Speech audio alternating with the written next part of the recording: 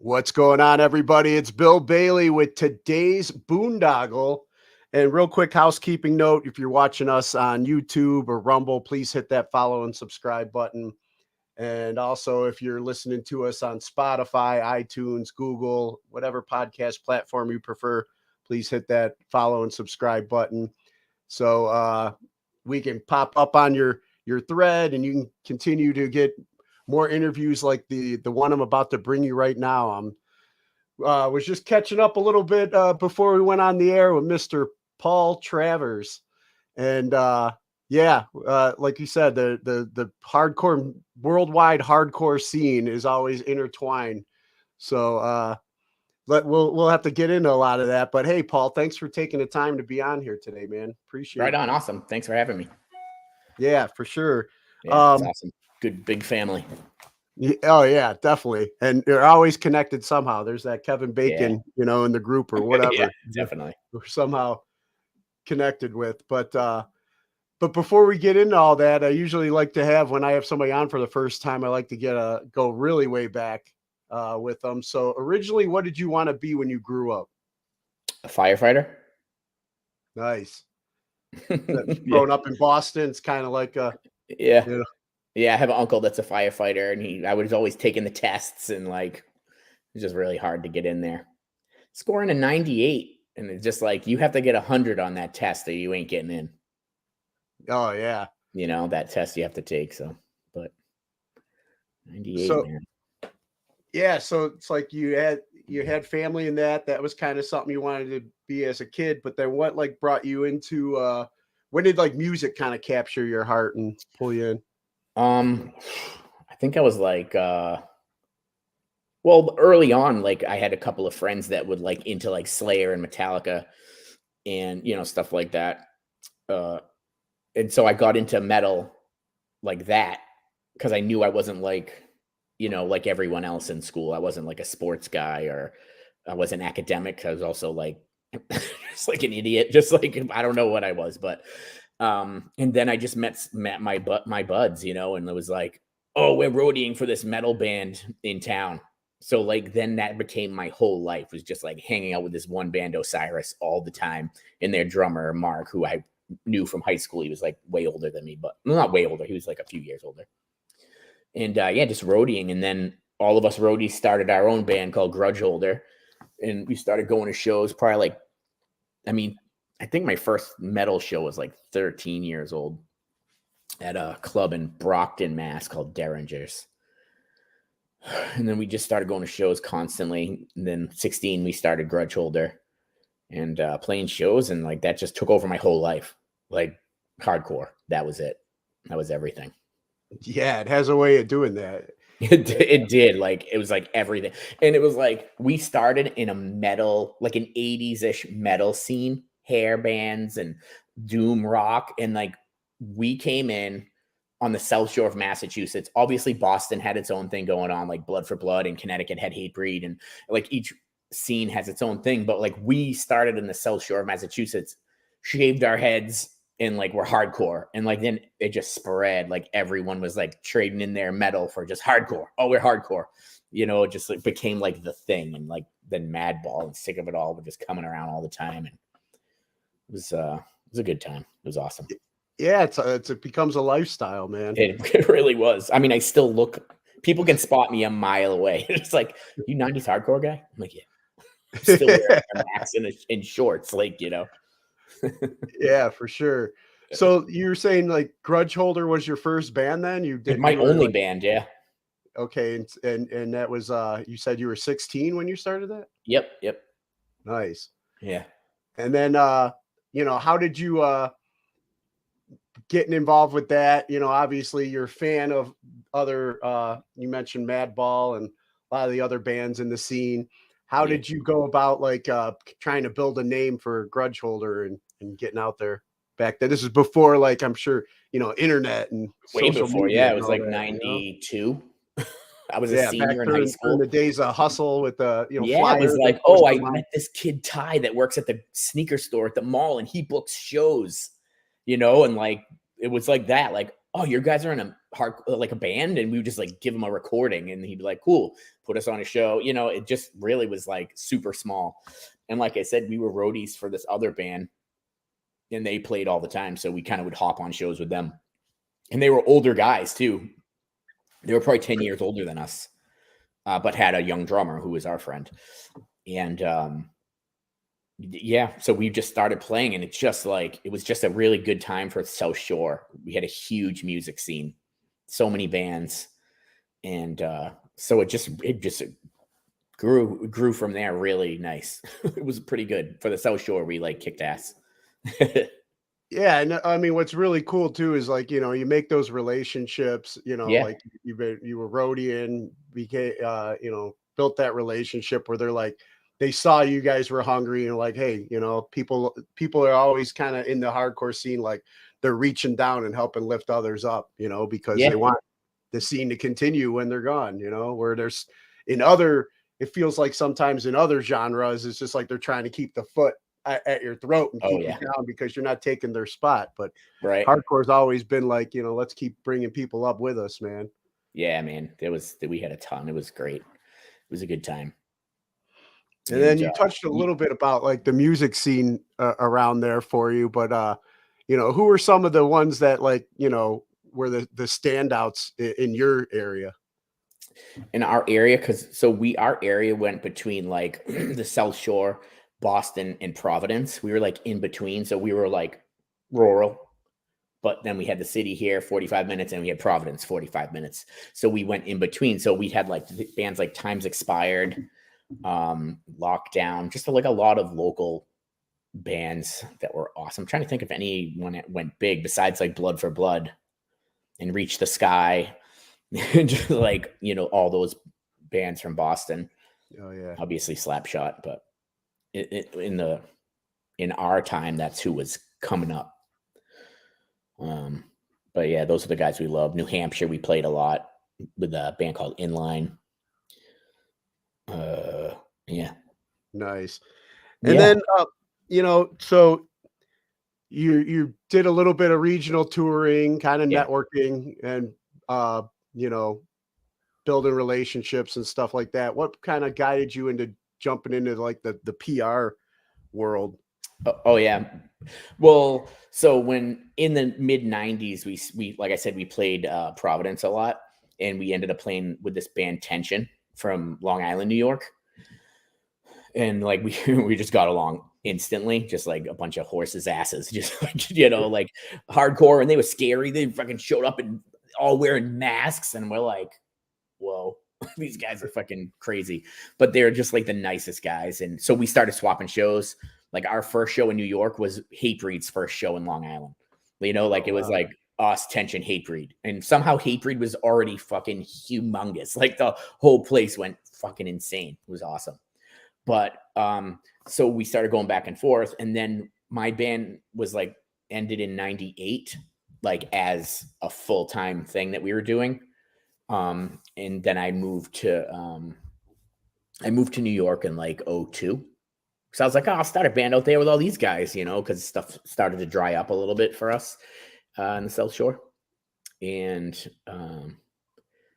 then I met my wife. As soon as I got there, I met a girl, and she's now my wife, and we own Big Picture Media together. So like I was painting houses, and she's like, I want to be a publicist. So she got a job in the city in Manhattan, and that she was working for like a big company that does like Lenny Kravitz and the White Stripes and like a big company, but she wanted to do more alternative bands, you know? Yeah. So she was like, let's start our own business. Or she wanted to start it herself, and she did. And within a month, she was like overwhelmed with like clients. And I'm like, I'll definitely trade in a paintbrush for just hanging out at my house, you know, Yeah, just yeah, like helping her out. So then it just started, and now it's just like 15 years on. We're having our 15-year anniversary next month. Oh, that's great, man. Yeah. I'm glad to get more of a background with you guys too, because you guys have been you know, one of the you know, one of the I mean, I'm just like, you know, I mean, you know, I used, like I said, I used to kind of book shows and promote and stuff like that. But, you know, now I try and focus more on the media aspect myself with doing the interviews with the podcast. And I was interviewing back in the day, going to live show coverage, reviewing That's awesome. CDs. And, you know, back when I had to type up like the interview, you know, Oh, people didn't listen to audio back then, you know, so yep. it's like I had some real gold and I wish I could find those audio pieces or if Oh I yeah. still had those, but it's like you know, I'd have to pause, listen. Okay, did he say this? And then type it. I asked him this, and he said this. You know, and Yeah. the old school stuff. But anyway, like getting my start connected with bands to be able to do that. I always remember, you know, Big Picture is one of the ones to give me that opportunity. Oh, You know, sick. That's so awesome. it's like, man, that's awesome. I, Uh, on you're that note, I want to say that when we started, like we really took off in '08, and it was like my wife Dayna was like just friends with all these young kids that had blogs, like and blogs back then were frowned upon, and like the company that she left was like blogs, you know, yeah, and like we just fed the blogs constantly. We had good clients. We had like Thrice and City and Color. Like we had good bands. We had the dude from Sparta's band, Sleeper Car. We had good stuff, and we fed those teenagers basically. And now they're fucking, all these kids are like running labels, like on tour photographer for like huge bands, like drummers of huge band. Like it really paid off in the end. Like, you know, to like all those people just came up and now like they're all just running shit. So it's pretty cool. yeah, and it kind of goes back to that like that hardcore mentality you were talking Yeah, about earlier about reaching back and pulling the other people up with you. exactly. You Yeah. know, and it's like I said, I mean, there's not a day I don't open my emails and there's something from you guys, you know, That's awesome.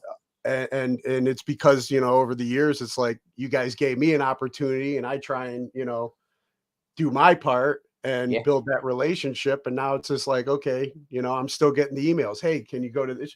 You know, and it's like that's where I got to awesome. start like bringing more people in. Like, you know, I don't find the young, hungry people as much anymore, unfortunately. So it's like if I can't cover them, you know, I've been a single dad and everything, so I can't go to every show myself. But it's like, Yeah, you know, I tricky. try and pass it along. Hey, can you go do this? Take some photos, and you know, we'll That's put them cool. on the website and I'm glad whatever. you But read ours. I'm glad you read our press release though, because yeah, it's not often we do like straight hardcore, you know.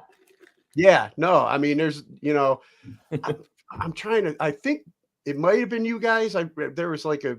Do you guys do Echo Smith by chance, or is that No, we thinking of almost somebody else? literally were supposed to work with them this year, but we did not know.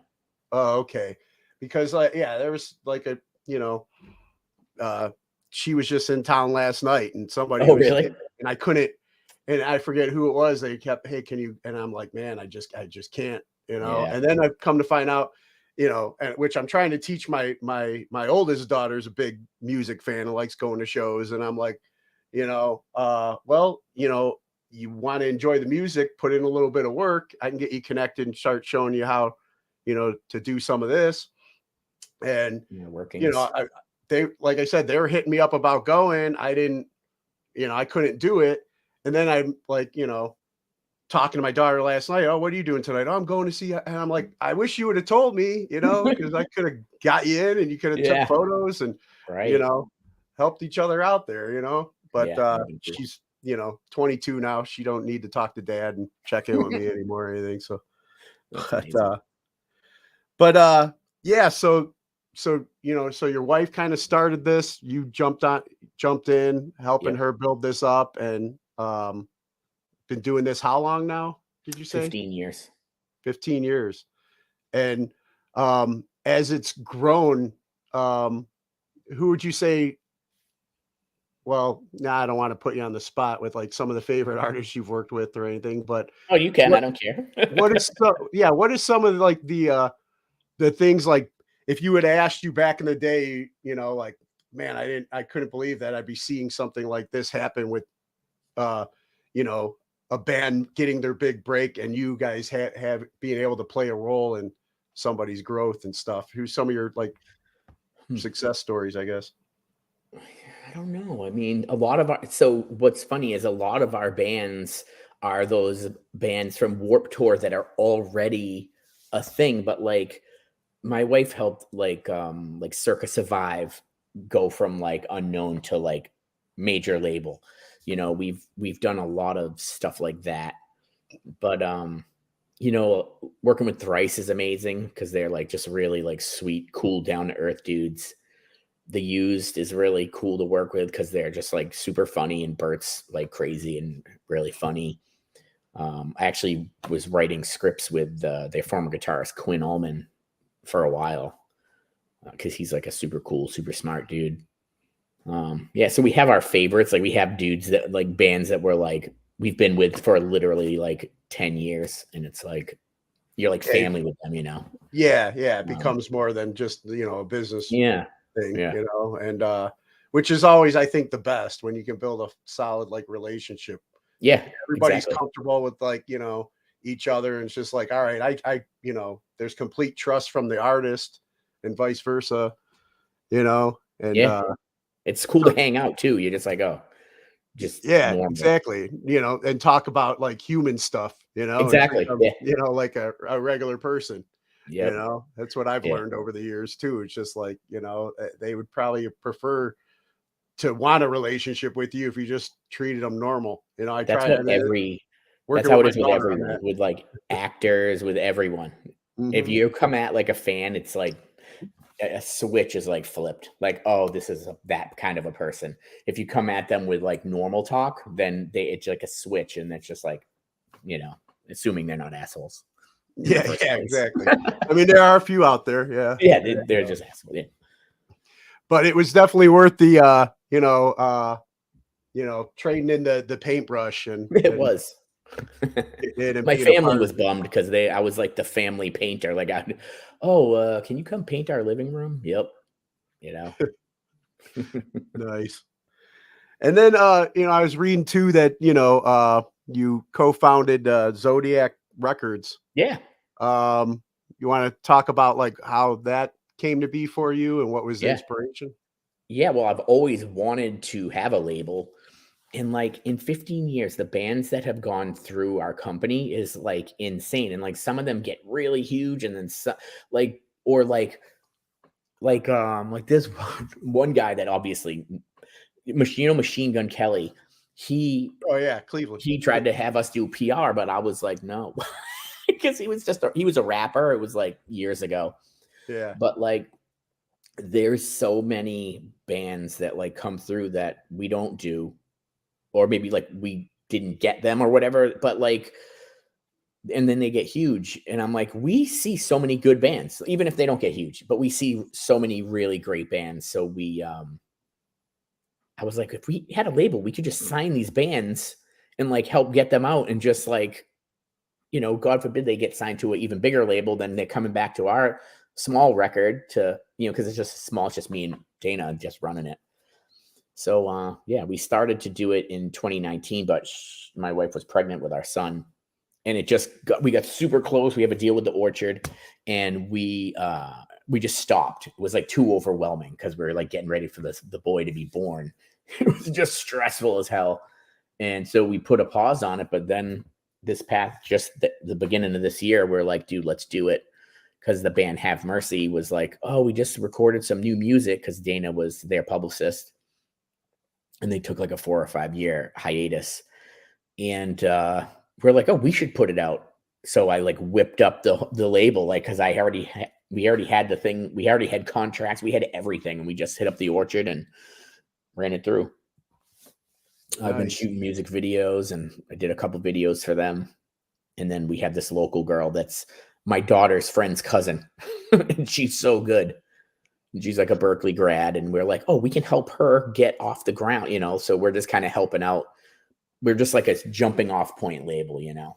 Yeah, and that's right. You guys are there by Berkeley and everything too. And Yeah. I've had some of their, you know, students, you know, slash, you know, musicians on here. They Danny Wimmer brings them out for Oh yeah.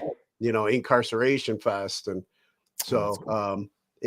man, yeah, that's, you got it right there. That's awesome. And then you had mentioned too, like, you know, shooting videos, and you know, when did the love for kind of that end of things That's like That's like after Firefighter was Filmmaker. Music happened by accident in a way, because like my friends we all loved metal and we would just all be messing around and it was like, oh, you can scream. Like I'm just a good screamer. I'm like, I'm not confident about any part of my life, but I am a great screamer. That's it. That's the only thing I know I'm awesome at. And it was like, so it just was like, wow, you sound just like Max and Sepultura. And then my buddy, like I said, we were the roadies and we started the band. And it was like, Paul's the singer. And it was like, cool, because I don't play instruments. I mean, I can now, but not as a teenager. Yeah. So the band just kind of happened and kind of just like, but before that, I was video camera guy. I'm like, we're making movies and commercials and just horsing around like kids making stupid horror movies. And that's what I wanted to do. So when the band ended, I was like, I'm going to just start writing again. Like trying to make something. And I had a nightmare about these ambulance drivers trying to kill me. And so I made this movie. I wrote it. I just wrote it out of nowhere. I started researching how to write a script. And I wrote this movie called Old 37. And it's about two ambulance driving brothers that like kill teenage drivers.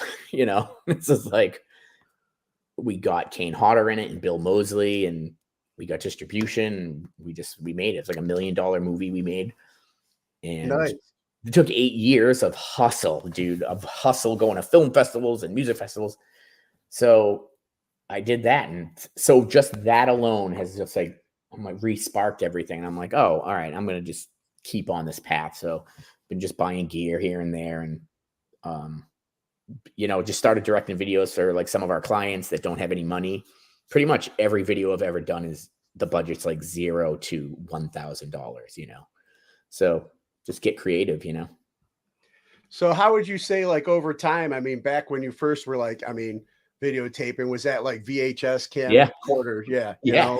General Electric on the shoulder, boop, boop, at no editing. You had to do everything like start, stop. And everything had to be like, I couldn't edit, Yeah, exactly. I mean, and yeah, so I know we're like kind of close in age. So it's like, yeah, that's what we had to work with at the time. But now as you've continued on, like how much would you say you've been able to evolve as a video filmmaker, editor, all that stuff? I've been editing like nonstop. A lot. I mean, it's great. Like the technology is, you shoot a movie on a phone if you wanted to.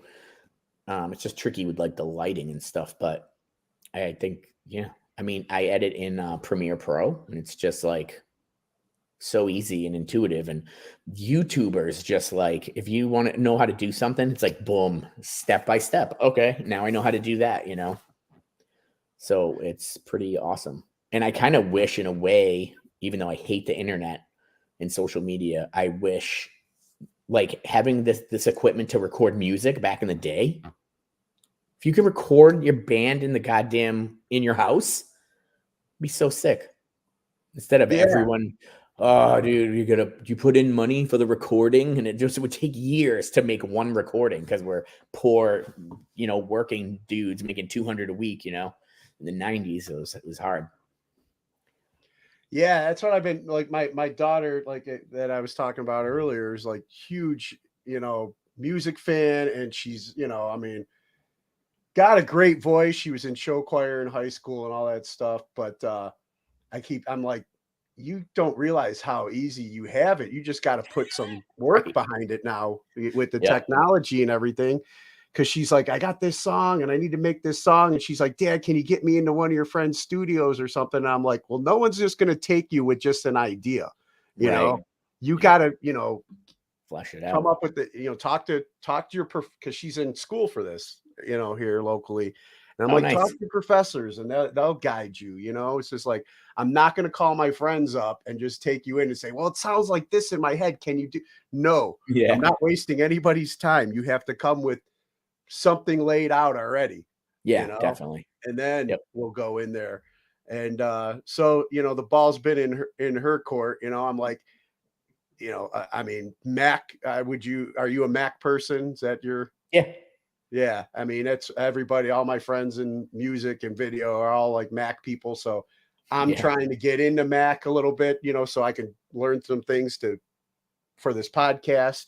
Yeah. But I'm like, I'm not going to buy you a Mac. You're 22 now. Go open up that credit account over there at the Apple store, and Yeah. you're responsible for it. Because once you're the one making the payments, it's going to motivate you to learn to use the. Oh yeah, to make use of it. Yep. Yeah, and then maybe you can do something to start having it pay off quicker because you know what you're doing. You're going into the Genius bar or whatever it's Yeah. called, or and learning You how gotta to hustle, do man. this stuff. Yep. But it's like there's like the hustle we knew about back in the day, is like everything is so much Holding up easier, but you flyers and still got to stapling have, them. yeah, exactly. But you still have to have that hustle a little Yeah, bit, you do. and that's what I keep trying to tell her. What kind of music? She's more of a pop, Yeah. person. Like, you mentioned Machine Gun Kelly. That's one of her favorites and stuff Yeah. too.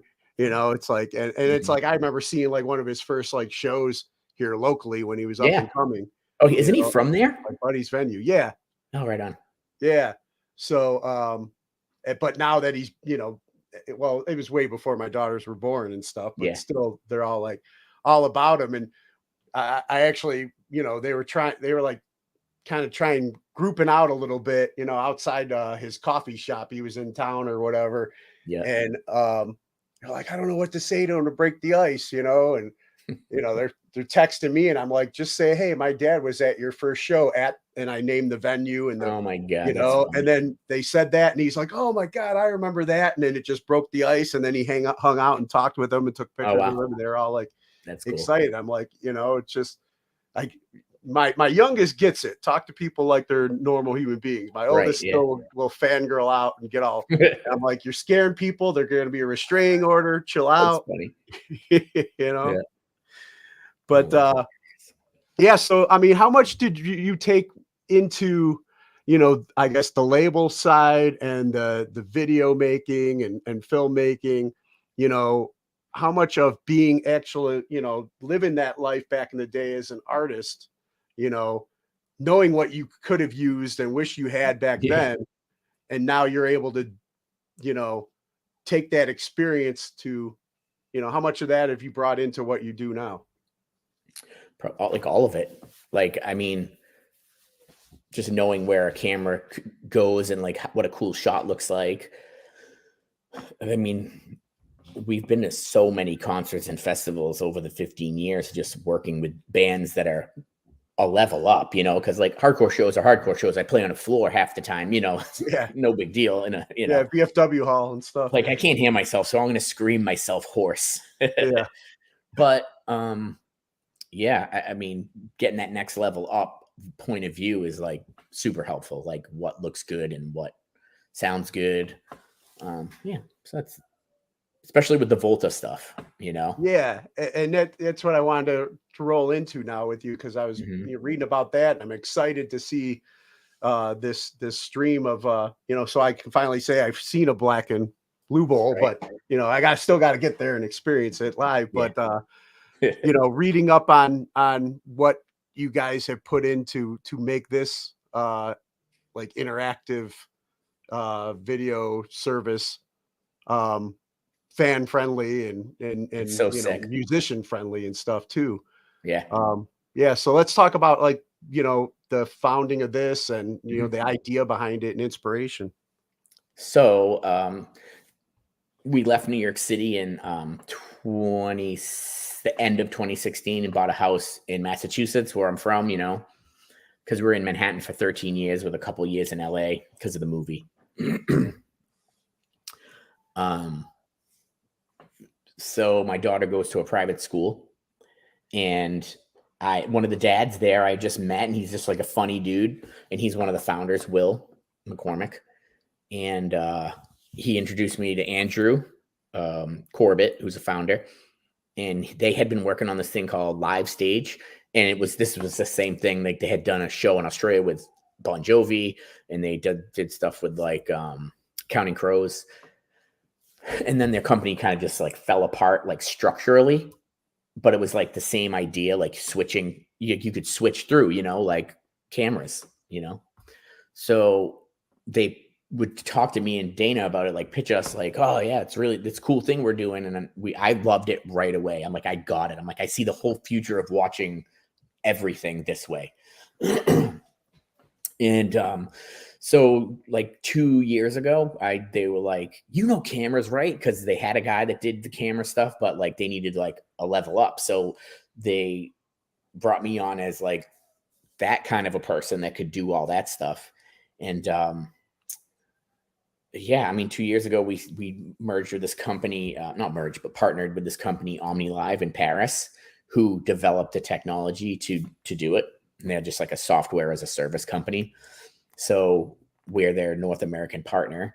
And we, I mean, we know a million bands, and they know a ton of different people too. They own a Dolby Atmos mixing studio in Nashville.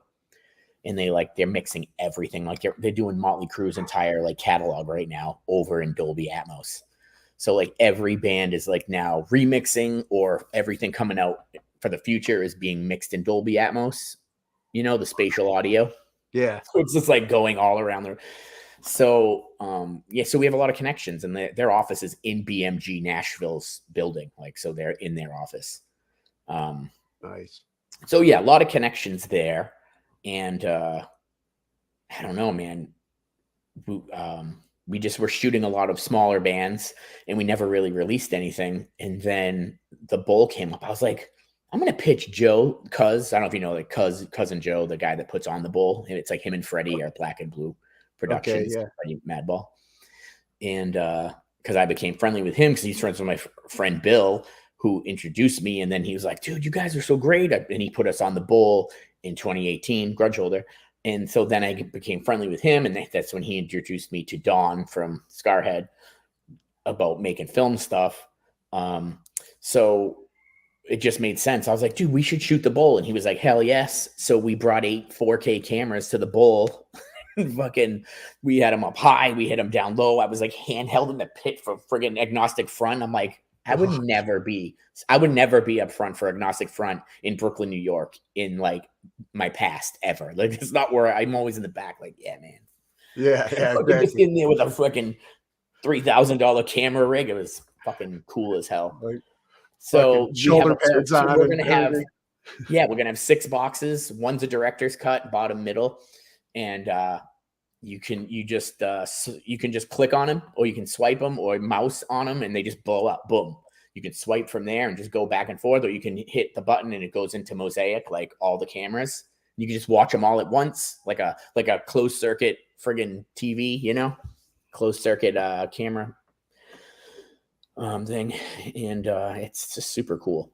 And so that's what we're working on. We're shooting a ton of bands, getting a ton of content that we're going to be releasing. We're just working on sponsorships for certain, because we're working with like a top tier A-list artist that I guess we can't talk about, but he's huge. So we toured with him all summer and shot my whole desk is just hard drives full of video, but I don't think I'm allowed to say who it is, so it's fine. But not yet. Oh, darn, I'd hope to get an exclusive on here. Because he's a jam guy. He's like a jam band. It's not like metal or anything. But no, it's sick.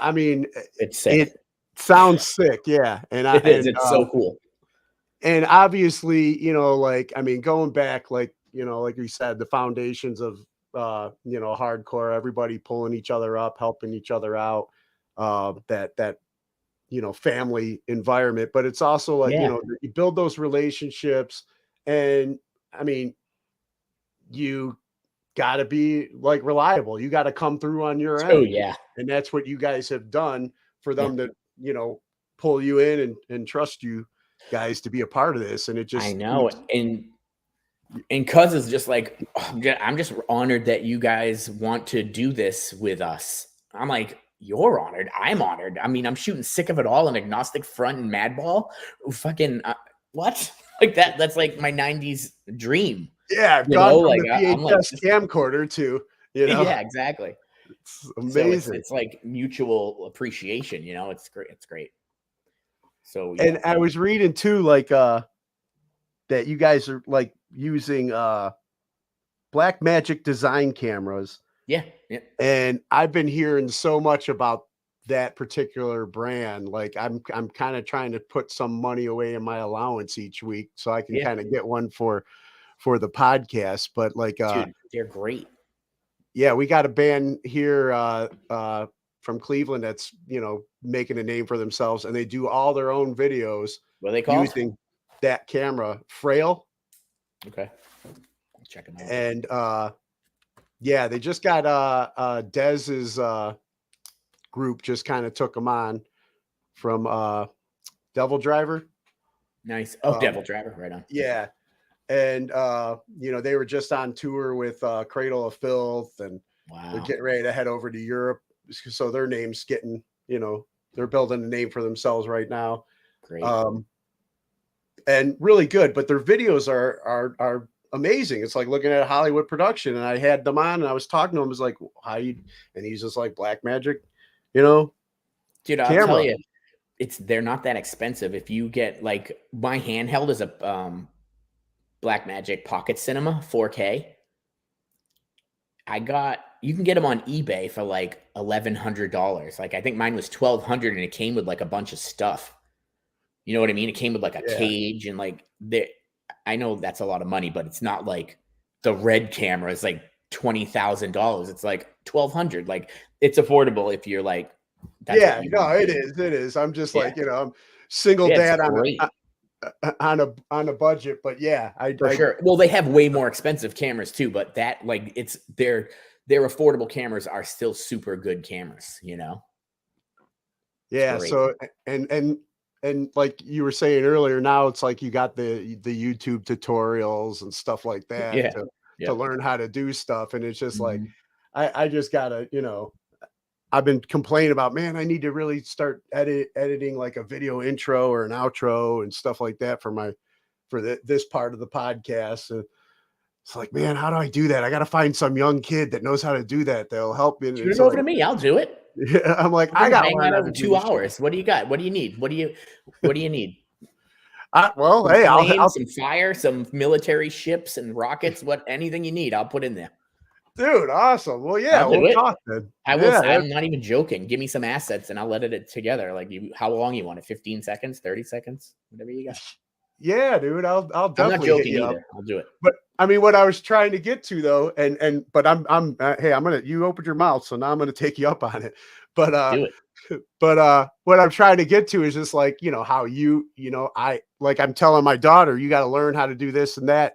How bad do you want it? It's like, well, how bad do I want my podcast to get out there and get it? Yeah. You know, I got to learn how to do this stuff myself. My buddy tells me that all the time, but it's just like, you know, my problem is like, because I'm older and because of, you know, I could come up with a ton of excuses why. But it's just time. Out and mobile and moving, you know, more. And I don't need more excuses to sit on my ass. I know, and stuff donuts in my face or anything like that, you know. But I guess with the software, it you know, once you learn it, it's not like it's all day consuming like back in the day, right? Know? Yeah.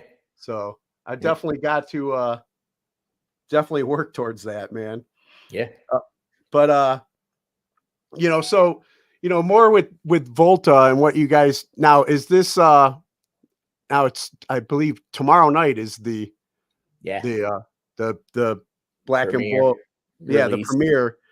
And you know, I guess you guys filmed it at the Brooklyn Monarch. And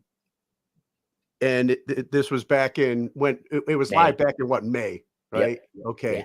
So now it's like you know, is it still kind of like with the different angles and everything? Is it still like kind of being there, or has there been a lot of time to kind of edit certain things? And you know, no, it's all in real time. Everything's going to be in real time with this. I think each day had two, like, say, like the two openers. We only filmed like 3 songs from each of the openers, and then from then on, it's full sets as they were. Nice, straight audio from the board, no editing. So like, I mean, we were talking, you know, like. When we do these A-list bands, they re-edit all the audio with Pro Tools, and then they send it back to us. Okay, and then I line it up with But no, the bowl is straight up. It's awesome. Nice. So it's like real there, you know? Yeah. Awesome. And then, yeah, I mean, we were mentioned earlier, I mean, some of our favorites that we both have been, blessed in this family of hardcore to form relationships with, but you got Agnostic Front, Madball, Sick of It All, Murphy's Law, Crown of Thorns, Yeah. Sub-Zero, just to name a few. It's like the Super Bowl of like hardcore. It really is like the greatest lineup. Yeah. Yeah. And people, if they want to see what you guys have created and for the premiere of this, like how do they go about it? Because I'm still, I know we were emailing or whatever. So I'll shoot you a link with the how do people like that the fans that want to sign up and be a part of this, how do they get? So they can go to VOLTA's Instagram. Is it in our Facebook? I don't know. I should put the ticket link in our Facebook. It might be. But anyway, you can go to our Instagram, VOLTA Entertainment, and the link for the tickets is in the bio. So basically, it's just it's not something you got to download on your computer or anything like that. Everything is going to be through the website. Yeah. Just purchase the ticket and super easy. Yeah. And you know, it's funny because Verizon is working with this German company to do the same type of technology, and they're releasing it for the Super Bowl halftime show. But you have to be in their 5G stadium. You know how they've been decking out all the stadiums with 5G networks? Yeah. So it's like super broadband, but we can do it like over like LTE or whatever. Like you can watch our shit with just your phone with just data. Like you don't need internet. Like the best internet is you'll have the clearest of picture because it's 4K, but it degrades down as you go. But if you have super slow internet or whatever, but so we're just happy to beat Verizon, even with like AOL dial up, going back. Yeah, right. I don't know, nice. But it's cool. Yeah, it's great to be.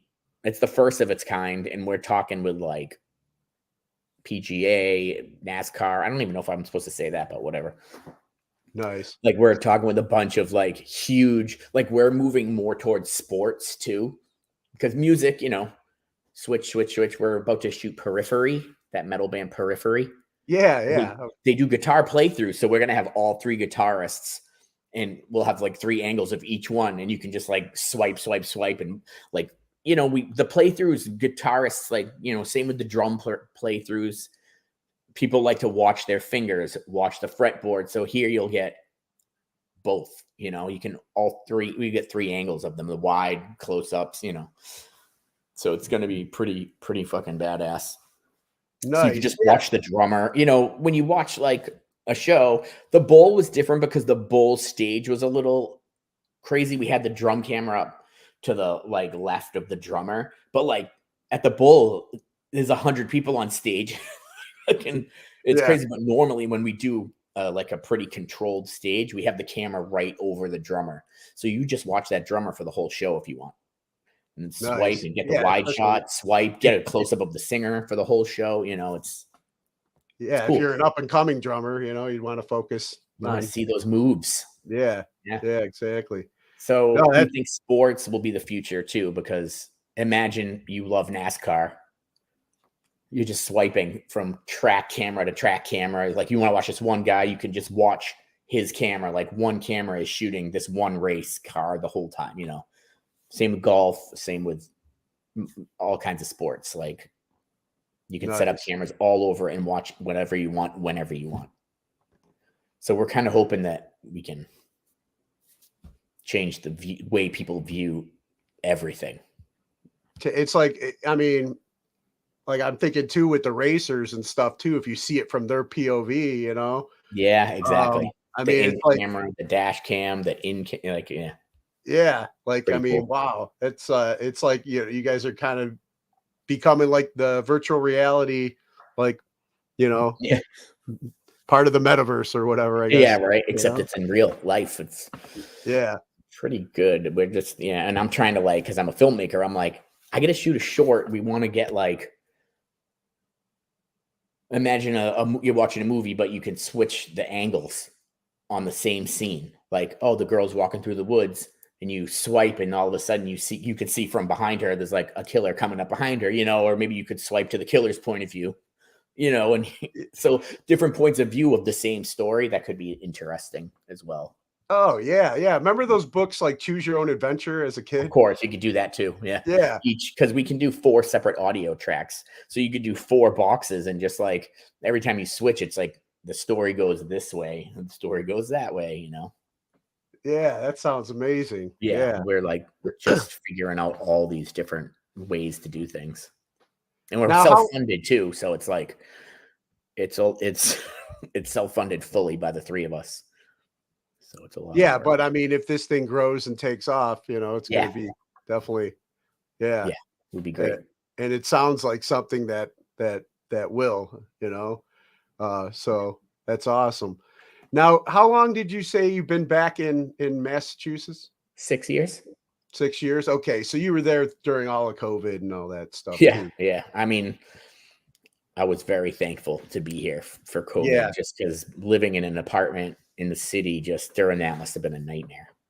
That's what I heard too, and that's what I was going to ask, because I had Yeah. read that you guys were in New York, and so it's good to know that you were out of there during that Yeah. time frame, because We had a backyard. We have air to breathe. You're not just like stuck in your apartment. yeah, get out and put barefoot in the grass. So that's it. And then you're just ground, like, dude. all right, everything's fine. Yeah, I can I deal keep getting this. COVID though. I constantly keep getting it. Yeah, I have multiple sclerosis, so I'm on this medicine that like kind of messes up my immune system, a little bit. So I just whenever I get that medicine, like a month later, I get COVID. Just like I had it in May. I had it I had it both Christmases, Christmas 2020 and Christmas 21. And then I had it in May. Literally, we shot the bull. I left the bull to meet my family at Disney World, because there was like this huge family trip there, like 20 of us. So I had to fly there. I was so friggin' sick. And then I got there. My wife got COVID at Disney. We got home and she gave the whole family COVID again. I'm like, I've had it 3 times. Wow. Like a champion. Yeah, you got the antibodies, man. You're I only had it bad once. One time I had the fever and was like bedridden for 3 days, but every other time was no symptoms really. Yeah, the first time I got it was the worst for me too. And like I got it was out with my mom and my youngest daughter, and for celebrating my mom's birthday, and like my mom got it, I got it, my youngest daughter got it. But I got it the worst out of all of us because I got pre-existing conditions from my time in the military overseas. Oh, really? My lungs are already jacked up. Oh, So yeah. I ended up having to be in the hospital for a few days with it and stuff. That's scary. Yeah, it was. Especially during like the middle of it. It was like, if you go to the hospital, you're probably going to die. It was terrible. Well, at the beginning of 2020, when everybody didn't know what was going on and you're just getting bombarded on the media with it, stay away from the hospitals. I had a mild heart attack, so I had to go to the hospital. God, so I'm there, and I didn't get COVID, and luckily I made it out and got a stint. And then I'm like, all right, I better start eating right and getting back in it, gotta lay off the fried food, I guess. And start exercising, got into jujitsu and stuff. So it's I've been doing better on all that. And then at the end of 2020 is when I caught COVID, and it really whooped my butt. And then I was just like, all right, I got to keep. But I mean, the reason why I'm alive today, I think, is because of the stuff that I've been doing to, get healthy and stay healthy. There's something about, trying to eat right. And my mom was telling me ever since I was a kid, and I eat like shit. I'm literally drinking a Taco Bell soda. I had Taco Bell a little bit ago. I'm like, I'm the worst. But yeah, what I was going to ask you too, because so you weren't in New York, which is good, but it's like, I mean, I can't imagine, like what that was like, because I read and heard horror stories from friends that do live in the city on how bad everything was there. But then this was the first bowl after restrictions started finally easing. So what was that whole going into that like? What were you guys expecting? What were you prepared for? And like what was the Well, reality. I mean, I know like Cuz gotten a little bit of heat because they did that huge Madball show in Thompson Square Park, Oh yeah, and no one. There was like 5,000 people there. No one. I mean, no one. Basically, generally speaking, no one had masks on, and the yeah, media was like, "These friggin' dicks," just like But yeah. I there saw was that. no outbreaks. There was no crazy outbreaks, and they. So yeah, I mean, it was fine. I wore a mask when I had to, and I didn't wear it whenever I didn't have to. Of course, I had COVID 3 times, but I hate, wearing a mask is a pain in the ass. I'm with you. But I expected it to just be a bunch of us hardcore guys, and that's what it was. It was super cool. The venue is amazing. I thought I just heard. Oh, sorry, I just heard my son in the background. It was amazing. I mean, the venue is so sick. The Brooklyn Monarch has like a big outdoor space. It's nice inside. It was awesome, and everyone was there. Like it was great. Nice. Yeah. Yeah, and back to that Thompson Square thing too. It's like, it's like I was like, I heard about all the flack everybody was getting, and I was like pulling for them. I was 100% behind them doing that. It's like we can't Yeah. keep living in fear, man. We got to get back to our lives. And it's like, Right.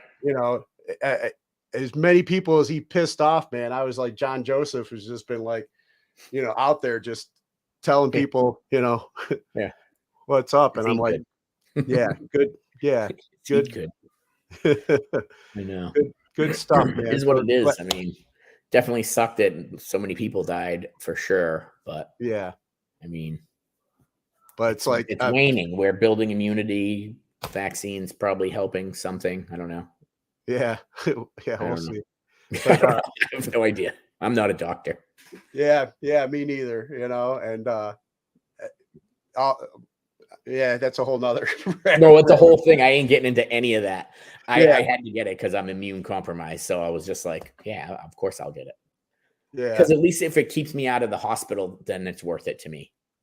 Yeah, exactly. I mean, you got pre-existing conditions like, I know, myself, I have my stuff and, whatever, Yeah. but it's tricky.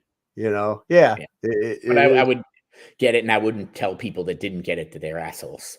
That's like the big complaint that the people, are, just shitting on everyone, It was just, I mean, and it was more like how the media and of course politics handles a lot of stuff, man. It's just like, let's keep us at each other's throats while, our 401ks and everything's getting drained by the assholes that are, by the great Oz behind the curtain that's making us look over here, Yeah. It to me, being in the media myself, not as a writer, but just as a PR person. I mean, I'm just the GM. I'm not a publicist, but to me, the media just wants ratings. I don't know that there's a huge group of people controlling everything, but like as far as I believe, people love watching drama more than anything. People want to watch a car crash more than they want to watch a handicapped child win the Special Olympics. They're going to watch that car crash every time. So they're going to keep airing the car crash. If people are hating each other, they're going to keep airing that. The stations that hated Trump the most aired the most Trump. It's just like they know people are going to watch car crashes nonstop. And as long as they're watching, they're getting money. And it's just it's as simple as that, in my opinion, is that they're putting on what people want to watch, even if it's like fucking mental, crazy shit. They just put it on, people watch it, they get paid. They don't care what it's doing to the fucking America or wherever, Yeah, I mean, I started growing up, with like Phil Donahue and Geraldo and Jerry Springer and stuff. So it's like exactly. There was the litmus tests right there. Exactly. That's what everything. What kind of stupid shit are people into? And let's run with it. And here we are, and now these people are voting. Yeah, it's crazy. But it's crazy out there. Yeah, but man, we've been on almost like an hour here. I'm trying to. I literally just saw that. I was like, oh wow, 54 minutes. Nice, but for everybody that's kind of like new to everything that you're a part of, and would like to know more, where would you you send Yeah, I mean, I would send people to bigpicturemediaonline.com. That's a lot of our, client stuff. It's contact information for me. Like my email's on there. The label, we don't really, I think there's like zodiacrecords.com. We're not like looking to sign tons of people. We kind of just do things on, help out people that we kind of find along the way. And VOLTA is, I think it's volta.live, but our site's still under construction. So it's kind of like we'll have the players obviously work. So we'll just have people will be able to go to Instagram, grab the tickets, and then, I was going to say, it'll just play. You'll get an email, click the link. You're there, simple. We want to keep the customer journey as simple as possible. Nice. Yeah, I was going to say, if the website's under construction, but obviously you guys have done some dry runs, and Oh no, everything works. It's been working for 2 years. It's just it's just like nice. I don't know what it's called, landing page or whatever. Yeah, I'm definitely looking forward to checking it out tomorrow, and highly recommend the audience. I'll send it to you in a bit. Yeah, we're shooting a show tonight actually in Boston. Oh, nice. And then I'm heading out of here to go do that now. Okay. Well, yeah, and then like I said, I got a lot of friends and part of the hardcore scene, so hopefully they'll let's get some tickets. Let's sell some tickets. Get people out there, man. Yeah, because we want to know what people think. Like, what's your favorite angle? What do you want to see for angles next time? Like, because we'll probably do it again in May again, probably. So we just, we want to know what everyone thinks and like how can we make it better and just, And would the opportunity be there? Like, because this was recorded in May, and now you guys are releasing it tomorrow. But would you say, if you work out the kinks, that next year in May you can actually watch it live if you can't make it there, and kind of? Oh yeah, for sure. We have tonight. We're doing a live stream tonight, like a live stream with this band Calexico in Boston. Oh, okay. Yeah, but next year could possibly be live. Nice, for sure. Yeah. Hey, well, real quick before I let you go, I want to ask you a couple of questions I normally ask people that I have on here. Who are your top 3 musical artists? Ooh, top 3. I think I love the Beatles, which is cliche, but I don't care because I grew up listening to them. Faith No More was always like a big influence on me. And I don't know. That's 3. 300. Yeah, it's hard to wind down that last one. I feel like you're leaving somebody out. I don't know. I'll say old Metallica. Nice. And then or I could say Sick of It All and Madball and Hatebreed. I guess it's just different because my brain breaks up into like, I could be like Christopher Cross, Air Supply, and Mariah Carey too. Like I have different sections of my brain. I like so much different music. Yeah. Like I love yacht rock, but I also love the death, like Deicide, Napalm Death, and friggin' Morbid Angel. You know what I mean? So I have my tops of each genre, I guess. Nice. Yeah. And then what, we were talking earlier kind of about kids and stuff, but what class do you feel should be mandatory before graduating high school today? How I don't know. First of all, mail, post office should be one, and how to do taxes should be one. Those are classes I think should be a thing, because sometimes you go to the post office, and especially at tax time, and they're like always like, that's not how you fill out that form. There's just certain things that you have to do in the real world that are just never taught, and I'm like, how is that not a thing? Exactly. I guess accounting should be like 100% a thing that's taught all along. I know I took accounting, but I didn't retain it. It was only 1 year I took it. Yeah, everybody says that all the time. The tax keeping track of your money in your books, like it's so hard, but it's so important. How money actually works, Yeah, how money works is like exactly that should be like there's not an unlimited supply on that magic card that you slide in all the time. I try and tell my I kids that. know. They're like, We're always on a spending freeze. I'm like, all right, with the fucking spending, like yeah. nonstop. Yeah. And then who are 3 people who've inspired you or you can credit for making you the person you are today? I don't know. Who inspired me? Stephen King for sure, as a writer and just like a crazy person that writes awesome, crazy shit. My grandma, who passed away last year, Rosemary Gazzaro, because she like let me watch horror movies like when I was 6. Like I only just started letting my daughter in. She's like about to be 10. She just started Stranger Things. To me, like horror movies made me want to love movies. Like I was like, oh shit, this is like when you feel is when shit's enjoyable. Same with comedy, like you laugh and it's fun. I love being scared and like just seeing shit like Yeah. So that was her, I guess. And I don't know, man. Who else? I mean, made me who I am today. I don't know, man. My wife. There you go. 20 years. Yeah. I was going to say, man, that couch will be uncomfortable tonight, man. It's so true though, because I am a maniac and I am twitchy and I'm like, I'm a mess. I'm a fucking disaster. And she's like so confident and like knows like instinctually how to run a business and just like how to be like in meetings. And I'm like, I'll be in fucking conference calls talking over people. She's like, you're talking over everyone. I'm like, yeah. I'm like, I don't know. I have to say what I have to say. Like she helps like round me out and like, it's crazy. Nice. Now, real quick, here's a controversial question for you because we were just talking about our love for horror. Yeah. Personally, I grew up and out of the horror movies, it was just like Michael Myers was my dude. Halloween. Yeah.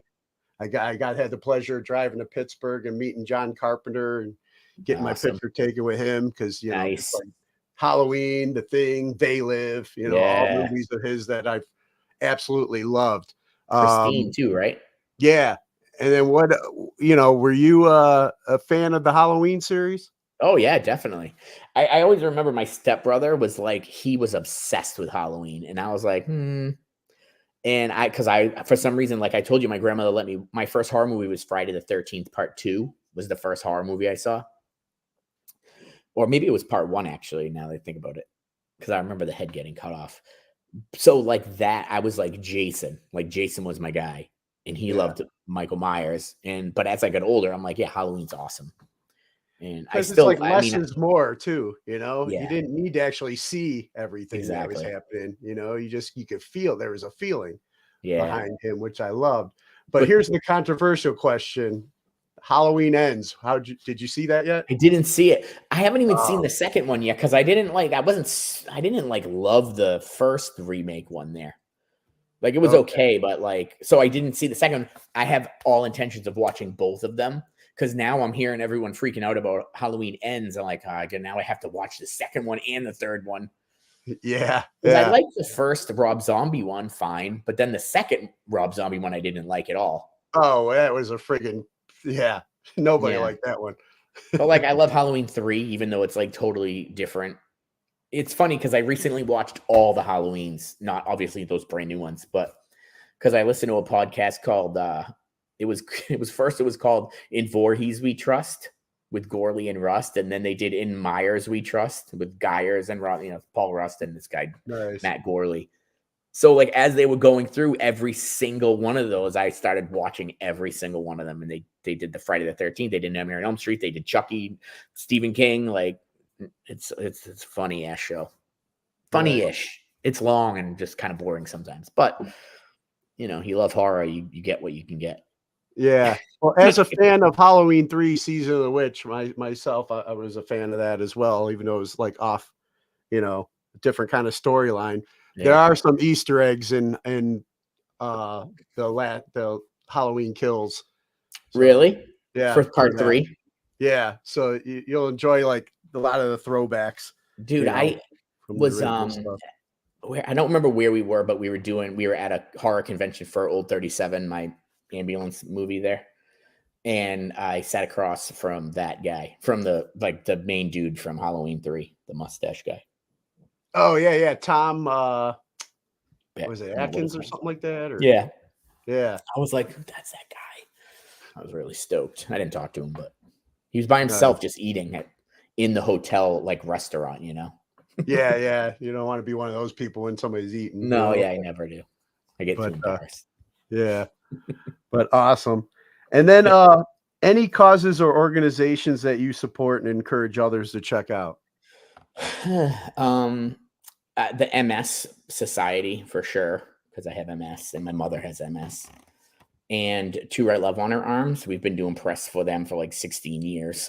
Oh yeah, they're like an organization for self-harm, but they're good people too. So yeah, that's right, because you guys are the ones that email me their probably stuff. constantly. Yeah. And I'm always but I'm a big supporter of them as well. I lost a nephew to suicide, years ago, and I mean the whole family still hasn't been the same. No, it's through something like rough. that, and then me being a veteran, I got a lot of veteran friends that we lose.